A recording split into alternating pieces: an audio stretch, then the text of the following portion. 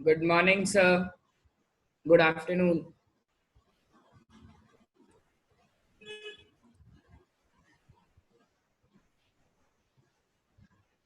Good afternoon, sir. Good afternoon, sir.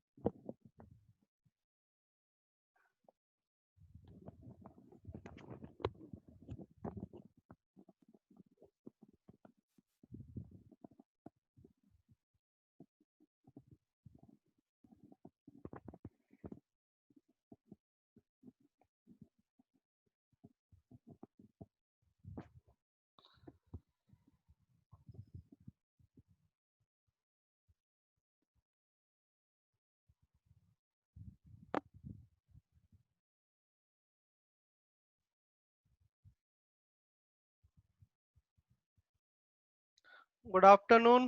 Good afternoon Harshit, Sahil, Anshika Saxena, Siya, good afternoon. ठीक है, so we will start this session.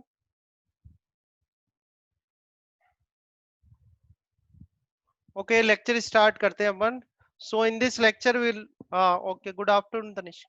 So in this lecture we will study circular motion, or in this class and tomorrow also we will study circular motion। ये आपको बताया था मैंने। और circular motion में we will study the basic theory related or the basic terms related to the circular motion, and after that we will do some numericals। okay, तो start करते हैं हम सर्कुलर मोशन को। सबसे पहले first of all, what is circular motion? Circular motion होता क्या है? ठीक है, so what is a circular motion? A body is said to be in circular motion if its path of motion is circular। ठीक है sir, कोई भी body है, अब वो इस तरह से मोशन कर रही है कि जो उसका पाथ है वो क्या है, सर्कल में। जैसे यहाँ पर देखो आप, देर इज एन कोई बॉडी है और a particle, that particle is during its motion, this particle follows this circular path. अपने मोशन में वो क्या कर रहा है, सर्कुलर पाथ को फॉलो कर रहा है। तो हम कहेंगे कि जो ऑब्जेक्ट है उसका जो मोशन है वो कैसा है, सर्कुलर मोशन है। ठीक है, समझ में आ गई पहली बात तो सर्कुलर मोशन होता क्या है। Now second thing, what is uniform circular motion? ठीक है, तो यूनिफॉर्म सर्कुलर मोशन क्या होता है? इफ अ बॉडी कवर्स, जैसे अपन ने यूनिफॉर्म मोशन पढ़ा था, रेक्टिलिनियर मोशन में हमने पढ़ा था uniform motion, straight line motion में। तो वहां पर यूनिफॉर्म मोशन होता क्या था कि if a body covers equal distances in equal interval of time, then its motion is called uniform motion. कोई बॉडी अगर इक्वल डिस्टेंसेस कवर करती है इक्वल इंटरवल ऑफ टाइम में, तो उसके मोशन को हमने बोला था यूनिफॉर्म मोशन। ठीक है, यहाँ क्या हो रहा है, बॉडी जो है वो क्या कर रही है, सर्कुलर मोशन कर रही है। तो because it is doing a circular motion, then it will obviously it moves on a circumference of a circle. ये बॉडी जो है ये सर्कुलर मोशन कर रही है, तो सर्कुलर मोशन करेगी तो वो क्या करेगी, इसके सर्कमफ्रेंस पर ही चलेगी। ठीक है, तो हम यहाँ पर कैसे डिफाइन करेंगे कि if a body covers equal distances on a circumference of a circular path in equal intervals of time, then we can say that a body is doing a uniform or a body is in a uniform circular motion। समझ में आ गया? कोई body uniform circular motion में कब होगी? जब वो body, when that body covers equal distances on a circumference of a circular path. Circular path के सर्कमफ्रेंस पर वो इक्वल डिस्टेंसेस कवर करे इक्वल इंटरवल ऑफ टाइम में, तो हम कहेंगे that body is in a uniform circular motion. Uniform circular motion को UCM भी लिख देते हैं शॉर्ट में। ठीक है, अब जैसे यहाँ पर मैंने आपको ये डायग्राम दिखाया हुआ है, यहाँ देखो आप, ये कोई बॉडी है, पहले वो ए पॉइंट पर थी, बाद में वो बॉडी कहाँ आ गई, बी पॉइंट पर आ गई किसी टाइम पे। ठीक है, तो ए पॉइंट पर अगर हम उसकी वेलोसिटी देखेंगे तो वेलोसिटी की डायरेक्शन इस तरह से बनाते हैं. So this is a direction of velocity. Tangent एक ड्रॉ कर लेते हैं. टेंजेंट ये ड्रॉ करा. टेंजेंट मतलब जहां पर भी उसका कांटेक्ट हो रहा है बॉडी का सर्कुलर पाथ पर, वहां पर एक लाइन बना देंगे in the direction of motion. ठीक है. तो this is a direction of velocity at the point A of a particle doing circular motion. कोई पार्टिकल है जो कि सर्कुलर मोशन कर रहा है, उसका ए पॉइंट पर जो वेलोसिटी है उसकी डायरेक्शन ये है, और बी पॉइंट पर जो वेलोसिटी है उसकी डायरेक्शन ये रही. तो आप मुझे बताओ कि ये जो पार्टिकल है इसकी वेलोसिटी जो है, वेलोसिटी चेंज हो रही है या कांस्टेंट है? वेलोसिटी जो है वो चेंज हो रही है या कांस्टेंट है, ये बताओ. अगर कोई पार्टिकल इस तरीके से मोशन कर रहा है तो उसकी वेलोसिटी जो है वो चेंज हो रही है या कांस्टेंट है? बोलो. महक बोल रहे हैं चेंज हो रही है. Very good. और अंशिका चेंज. और बताओ.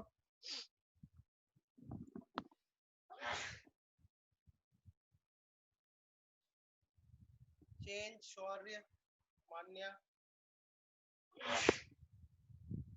सॉरी. सिया चेंज हो रही है. ठीक है. ओके. सौम्य भी कह रहे हैं चेंज हो रही है. ठीक है. अच्छा. ठीक है, चेंज हो रही है. तो देखो, बिल्कुल सही है आपका आंसर. अब ये देखते हैं वेलोसिटी होती क्या है. Velocity is a combination of magnitude and direction. Velocity क्या होती है? एक वेक्टर क्वांटिटी होती है जिसमें कि मैग्नीट्यूड भी होता है और डायरेक्शन भी होती है. या मैं ये कह सकता हूँ कि स्पीड में अगर डायरेक्शन को ऐड कर दिया जाए, यानी स्पीड के साथ साथ अगर डायरेक्शन भी हो, तो वो चीज क्या कहलाती है? वेलोसिटी. ये ऑलरेडी मैंने आपको एक्सप्लेन किया हुआ है पहले. ठीक है. अब आप देख रहे हैं यहाँ पर डायरेक्शन तो चेंज हो रही है बार बार. तो डायरेक्शन अगर चेंज हो रही है तो वेलोसिटी भी क्या होगी? चेंज होगी, जैसा कि आप लोग आंसर कर रहे हो. बिकॉज डायरेक्शन चेंज हो रही है सर्कुलर मोशन में, इसलिए वेलोसिटी क्या हो जाएगी? चेंज हो जाएगी. पर अगर स्पीड कांस्टेंट है, स्पीड सेम है, जैसे मान लो ये 30 मीटर पर सेकंड की वेलोसिटी से घूम रहा है, यहाँ भी इसकी जो स्पीड है 30 मीटर पर सेकंड थी, यहाँ पर भी स्पीड 30 मीटर पर सेकंड थी. तो स्पीड तो कांस्टेंट हो गई, पर वेलोसिटी क्या हो रही है? चेंज हो रही है. तो इस तरीके का जो मोशन होता है उसी को क्या बोलते हैं? Uniform circular motion. ध्यान रखोगे आप. What is uniform circular motion?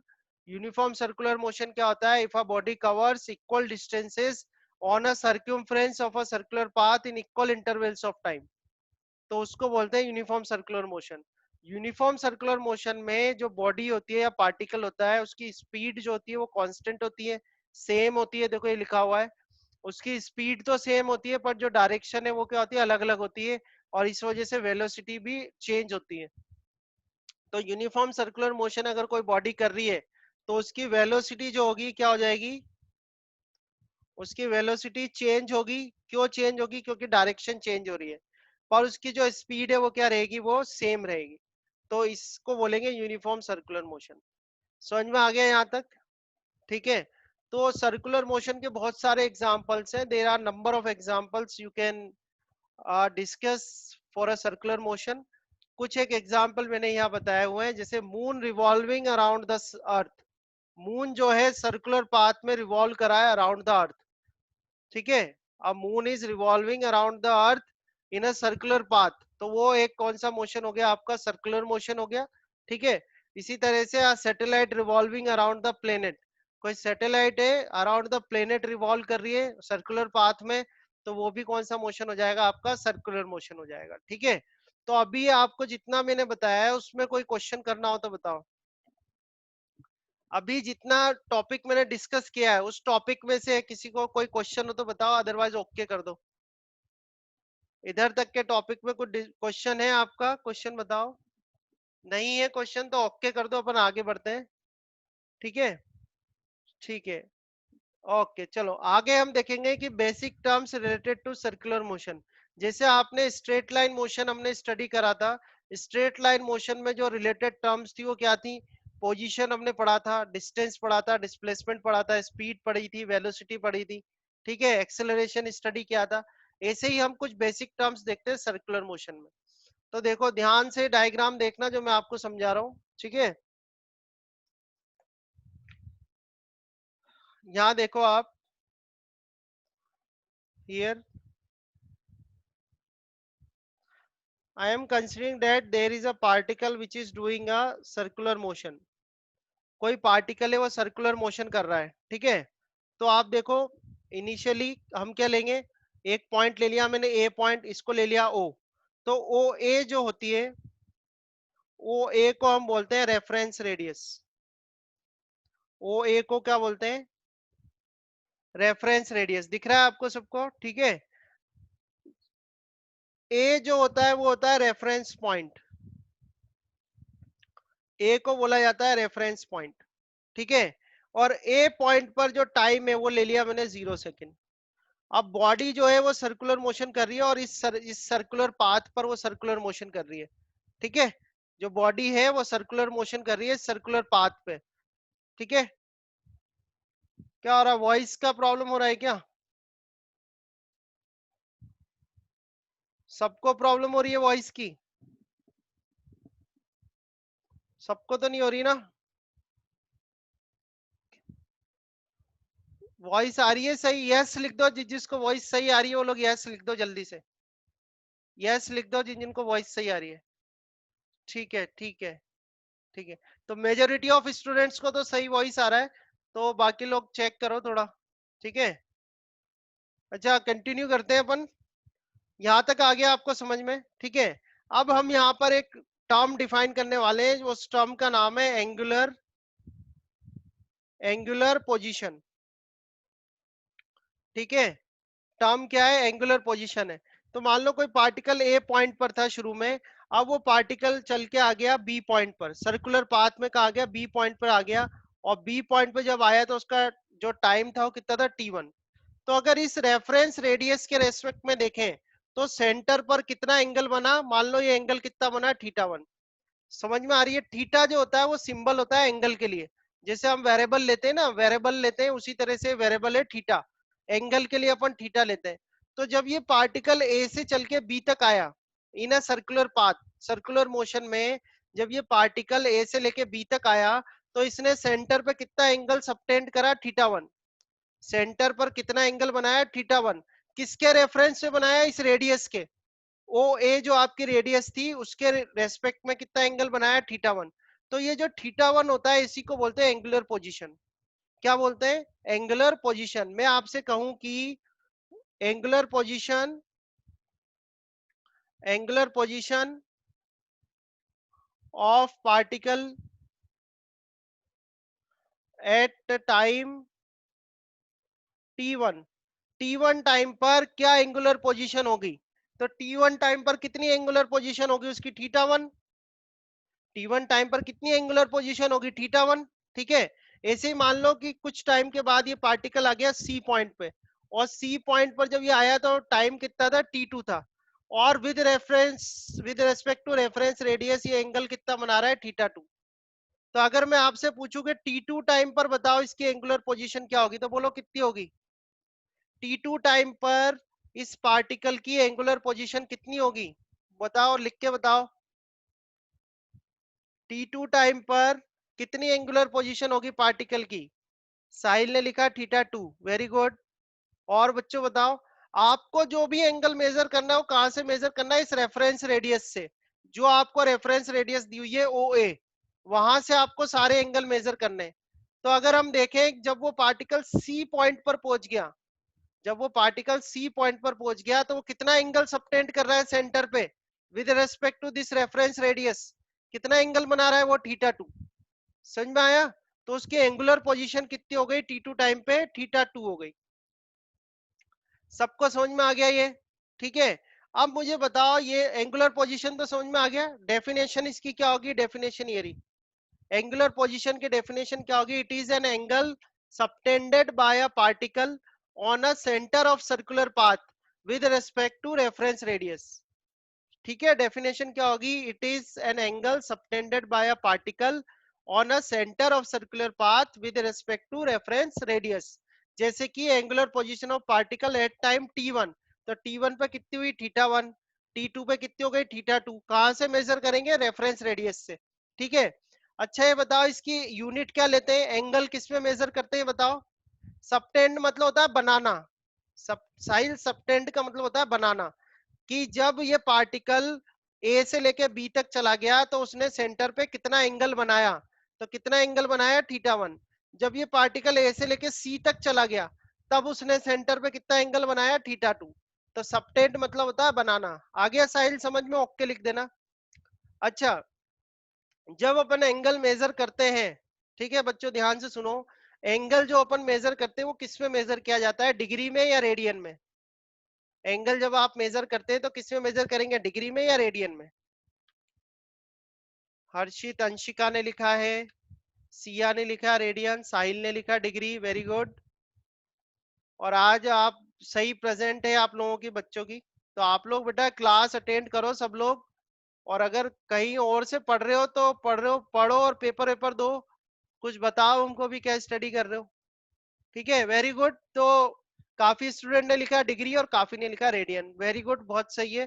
तो एंगल जब हम मेजर करते हैं तो डिग्री में भी मेजर करते हैं, ठीक है, पर डिग्री को आपको किस में बदलना पड़ेगा, रेडियन में। मैंने ये आपको पहले भी सिखाया है कि डिग्री जो है वो एसआई यूनिट नहीं होती, डिग्री जो है वो एसआई यूनिट नहीं होती है एंगल मेजर करने की।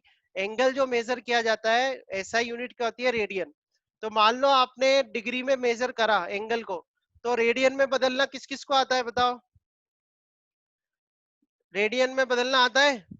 तो यहाँ देख लो आप, SI unit of angular position is radian. SI unit क्या होती है एंगुलर पोजीशन की, रेडियन होती है। अगर किसी को प्रॉब्लम है समझने में कैसे बदलते हैं तो ध्यान से देखो, 1 degree is equal to pi by 180 radian होता है। 1 डिग्री जो है वो पाई बाय 180 रेडियन के बराबर होता है। जैसे आपने एंगल मेजर करा 180 डिग्री, तो 180 डिग्री में कितने रेडियन होंगे, तो 180 डिग्री को किससे मल्टीप्लाई कर दो, पाई बाय 180 से। 180 डिग्री को अगर आपको रेडियन में बदलना है तो उसको पाई बाय 180 से मल्टीप्लाई कर दो।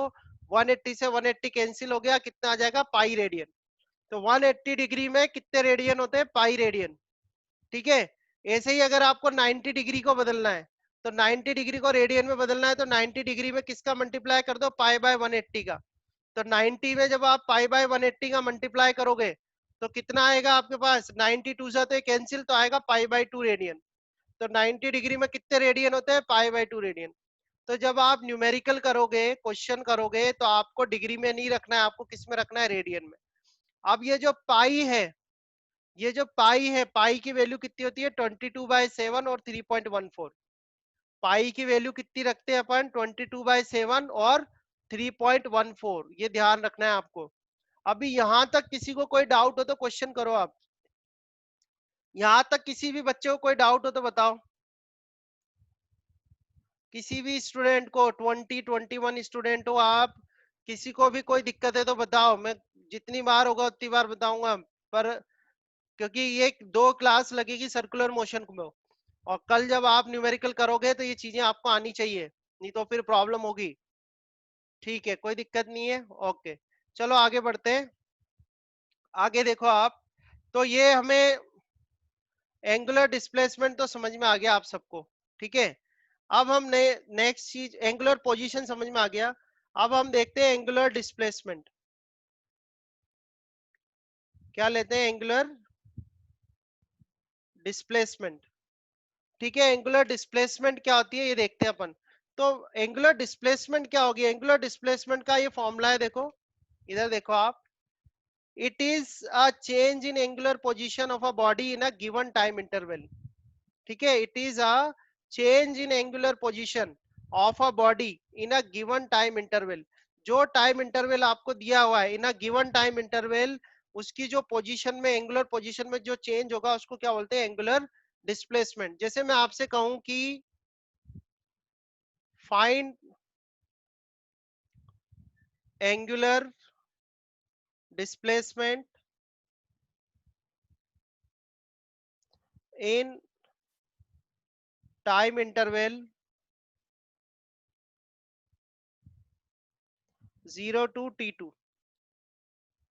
आपको बताना है कि डिस्प्लेसमेंट कितना होगा जब पार्टिकल ए से लेके सी तक चला गया। जब पार्टिकल ए से लेके सी तक, अच्छा डायग्राम नहीं दिख रहा है इधर देखो, जब पार्टिकल ए से लेके सी तक गया तो कितना डिस्प्लेसमेंट होगा, एंगुलर डिस्प्लेसमेंट बताओ, कौन बता सकता है? एंगुलर डिस्प्लेसमेंट की डेफिनेशन समझ में आ गई? एंगुलर डिस्प्लेसमेंट क्या होता है, change in angular position in a given time interval.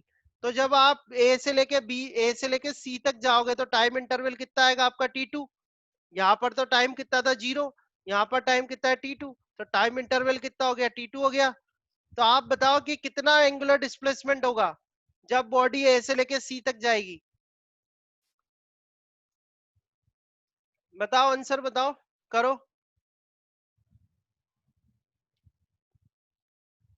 बोलो।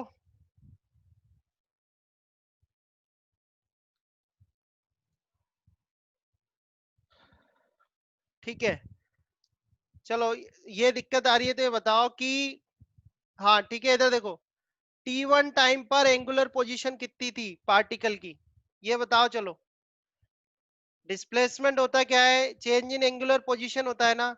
T1 टाइम पर कितनी एंगुलर पोजीशन है उसकी बोलो जल्दी से, बताओ। T1 टाइम पर अच्छा, T इजिकल टू 0 सेकंड पे बताओ कितनी है। T इजिकल टू 0 सेकंड पे पोजीशन बताओ कितनी है, बोलो। T इजिकल टू 0 सेकंड पे पार्टिकल कहाँ है, ए पर।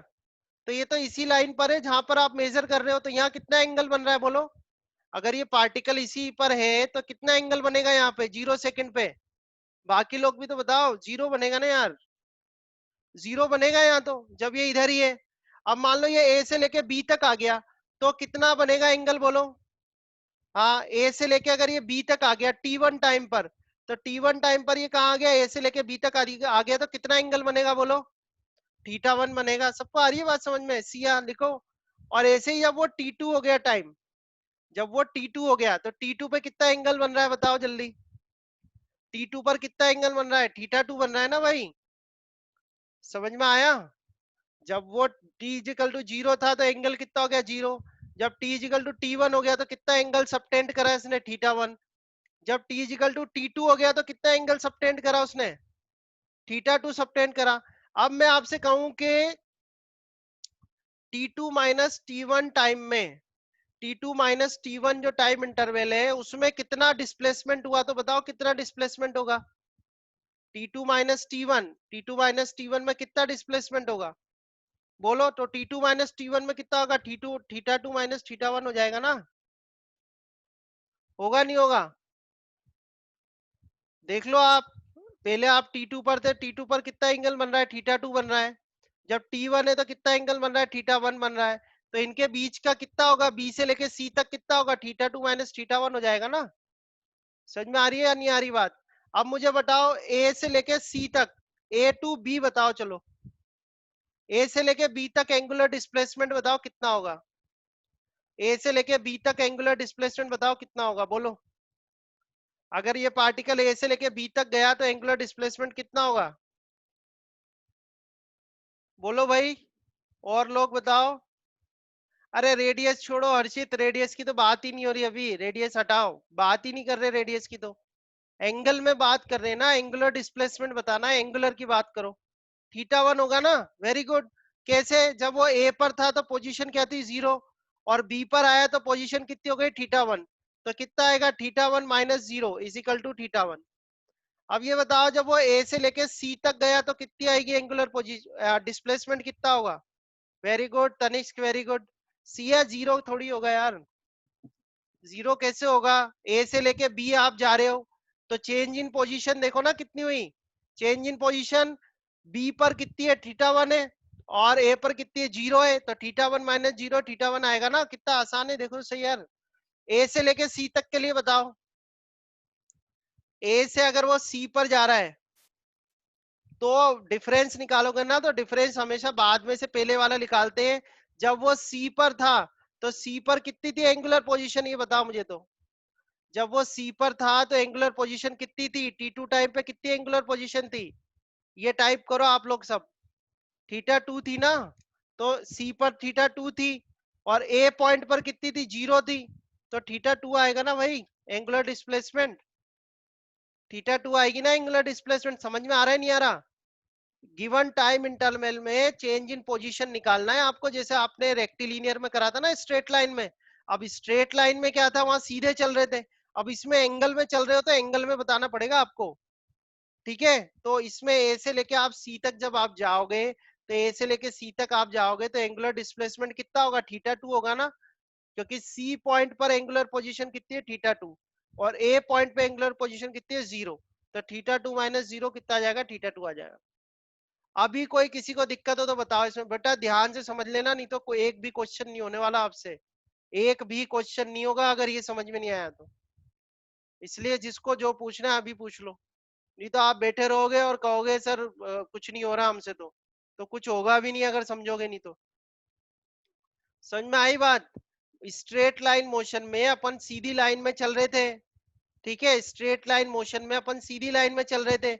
अब यहाँ पर आप सर्कल में चलोगे तो एंगल में चलोगे, ठीक है। अब सर्कल में जब आप चलोगे तो एंगल में चलोगे, तो आपको एंगल से देना पड़ेगा पोजीशन को। दोबारा बता देता हूं, इधर देखो आप, पहले वो पार्टिकल ए पॉइंट पर था, तो ए पॉइंट पर उसका एंगुलर पोजीशन कितना थी, 0। ए पॉइंट पर उसकी एंगुलर पोजीशन क्या थी, 0। अब वो आ गया बी पर, बी पर सर्कुलर मोशन कर रहा है वो, और सर्कुलर मोशन करते हुए वो कहाँ आ गया, बी पॉइंट पर आ गया। मैं ऐसे कह रहा हूं कि जितना वो एंगल सेंटर पर बनाएगा with respect to this radius, इस रेफरेंस रेडियस के रेस्पेक्ट में सेंटर पर वो जितना एंगल बनाएगा वो उसकी एंगुलर पोजीशन कहलाती है। समझ में आ गई बात?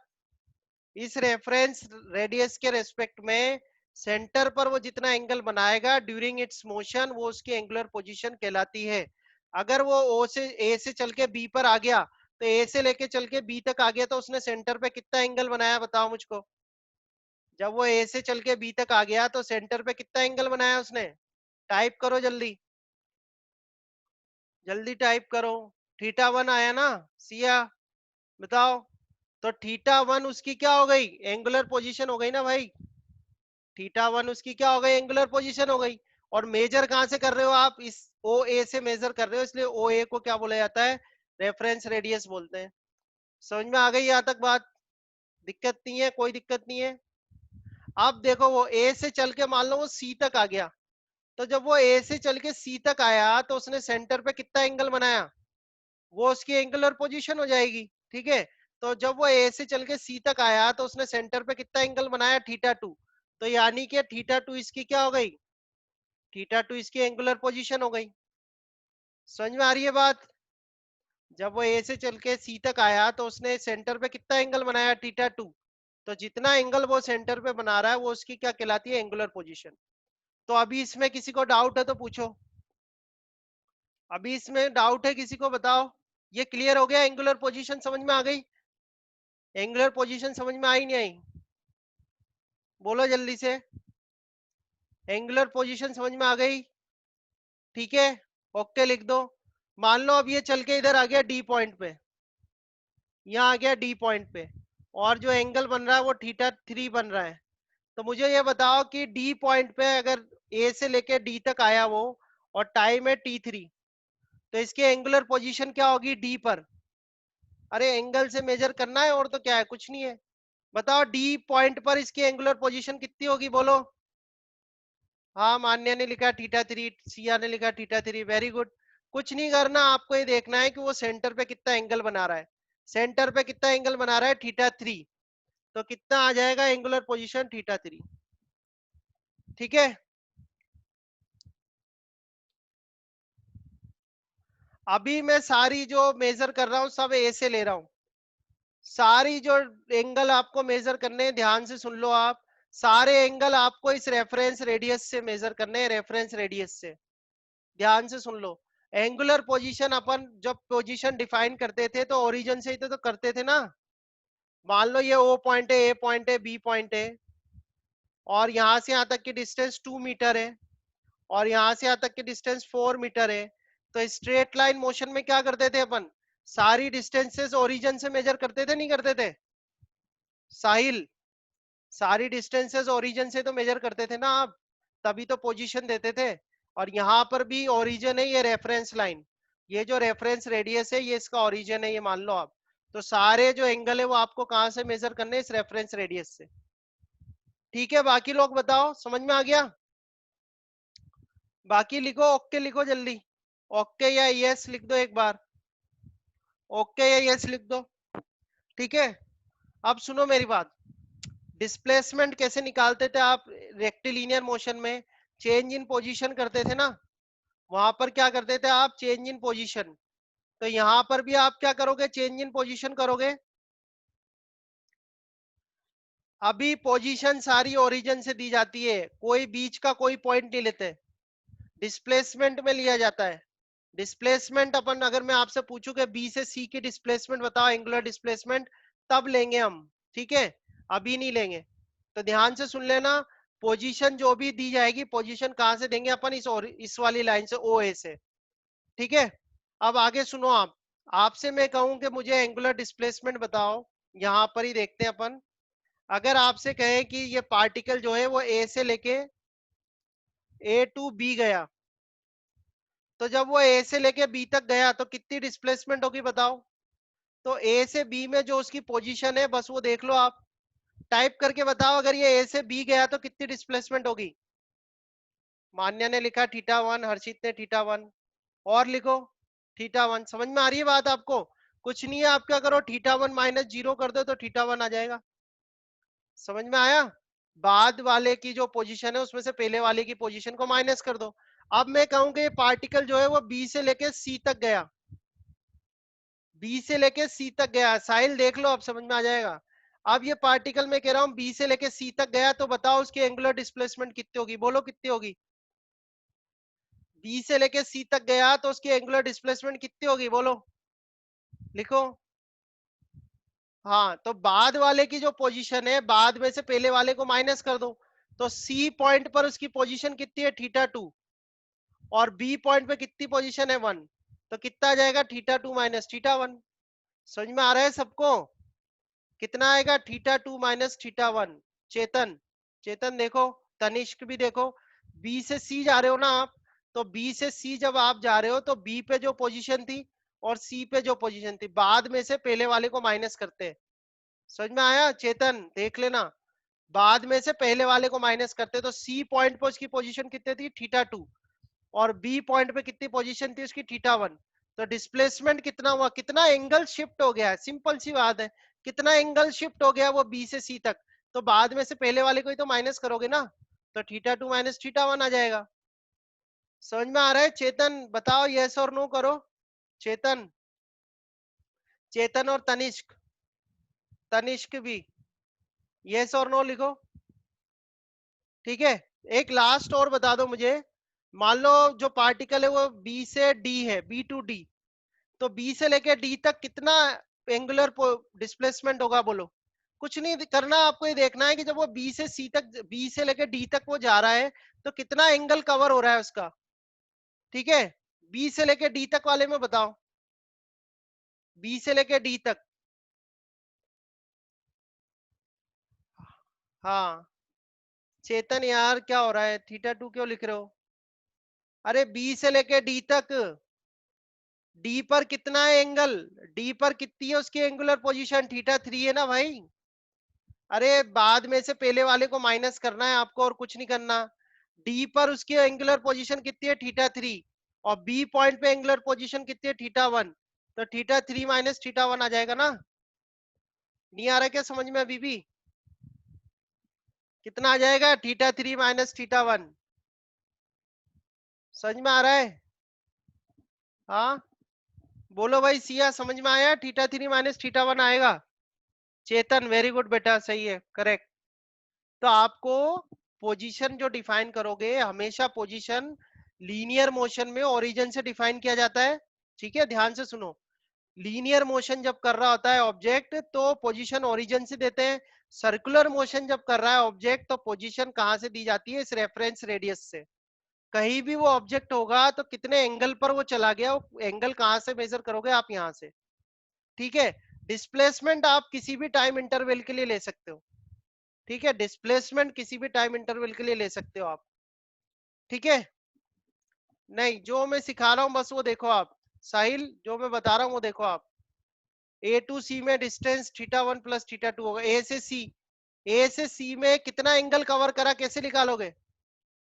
वो आप 1+2 कर सकते हो, पर वो उतना दिमाग मत लगाओ, मैं सिर्फ डिस्प्लेसमेंट सिखा रहा हूँ आपको। डिस्प्लेसमेंट होती है चेंज इन एंगुलर पोजीशन, अभी बस उस पर कॉन्सेंट्रेट करो आप, ठीक है। अच्छा ओके लिख दो या फिर क्वेश्चन करो, चलो जल्दी से, टाइम कम है अपने पास। ओके लिख दो या क्वेश्चन करो जल्दी। ओके ठीक है। तो व्हाट, मैं एक बार और समराइज कर देता हूँ। What is the meaning of angular displacement? Angular displacement is a change in angular position with in a given time. Given time में, देखो इधर, गिवन टाइम इंटरवल में जो एंगुलर पोजीशन चेंज उसकी हुई है उसको एंगुलर डिस्प्लेसमेंट कहा जाता है। तो ये सब मैंने आपको सॉल्व करके बता दिया। एंगुलर डिस्प्लेसमेंट को मेजर किस में करेंगे? रेडियन में। ठीक है, एंगुलर जो डिस्प्लेसमेंट है उसको किस में मेजर किया जाता है? रेडियन में। और ये एक वेक्टर क्वांटिटी होती है। क्यों वेक्टर क्वांटिटी होती है? अगर आप क्लॉकवाइज डायरेक्शन, क्लॉकवाइज इधर की तरफ, अगर आप क्लॉकवाइज डायरेक्शन में मेजर कर रहे हो एंगल, देखो इधर आप, जैसे एक पार्टिकल है, वो पार्टिकल इस ए पॉइंट से बी पॉइंट गया, ठीक है, और इस तरफ गया, सी पॉइंट पे आ गया।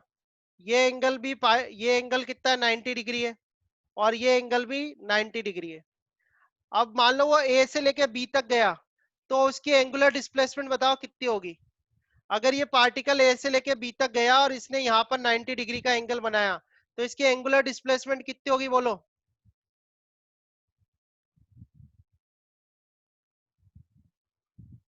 बोलो बताओ। हाँ हर्षित वेरी गुड, पाई/2 होगी। और कोई बताओ, अगर ये ए से लेके बी तक गया तो एंगुलर डिस्प्लेसमेंट कितनी होगी पार्टिकल की? अंशिका पाई/2 वेरी गुड, साहिल पाई/2 very good, Tanishq पाई/2 very good बेटा, वेरी गुड। आप लोगों के समझ में आएगा तो सबसे ज्यादा खुशी मिलेगी मेरे को। पाई/2 वेरी गुड। तो इस केस में पाई/2 है। Okay very good. अब मान लो यही पार्टिकल नीचे की तरफ ए से लेके सी तक चला गया, तो कितनी एंगुलर डिस्प्लेसमेंट होगी बताओ बेटा? तो ये आ गया 90 डिग्री, ठीक है। अब मान लो ये पार्टिकल ए से सी तक आ गया इधर नीचे की तरफ, तो कितनी एंगुलर डिस्प्लेसमेंट होगी? बोलो बोलो। हाँ पाई/2, पाई/2 माइनस में लिख रहे हो आप, वेरी गुड। तो -90 डिग्री, या आप जो कह रहे हैं -पाई/2। इसका मतलब ये हुआ कि जो एंगुलर डिस्प्लेसमेंट होता है उसमें क्या होता है? सेंस ऑफ डायरेक्शन होता है। ठीक है, समझ में आ रही है बात? जो एंगुलर डिस्प्लेसमेंट होता है उसके अंदर सेंस ऑफ डायरेक्शन होता है, इसलिए एंगुलर डिस्प्लेसमेंट क्या होती है? एक वेक्टर क्वांटिटी होती है। अगर आप एंटी क्लॉकवाइज जाओगे, इधर देखो आप, if you go anti clockwise तो आपको लेना है पॉजिटिव एंगुलर डिस्प्लेसमेंट, आपको लेनी है पॉजिटिव एंटी क्लॉकवाइज। और अगर आप क्लॉकवाइज जाते हो तो आपको लेनी है नेगेटिव। ठीक है, क्लियर है ये बात? अगर एंटी क्लॉक जाते हो तो पॉजिटिव लेना है, और क्लॉकवाइज जाते हो तो नेगेटिव लेना है। समझ में आ गया इतना? ठीक है, आगे बढ़े। ये देखो आप, रीजॉइन कर लेना अगर सेशन आउट हो जाए तो, है ना।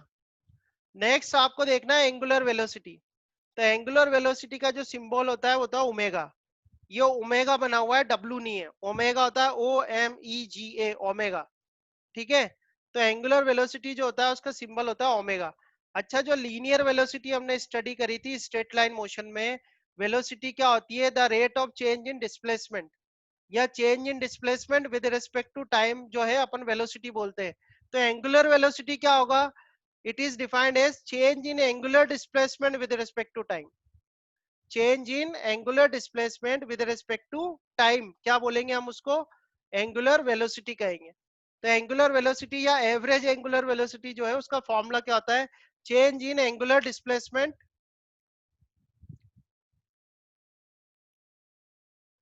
Change in angular displacement divide by time interval. समझ में आ रहा है? Change in angular displacement divide by time interval. ठीक है, आगे देखो आप,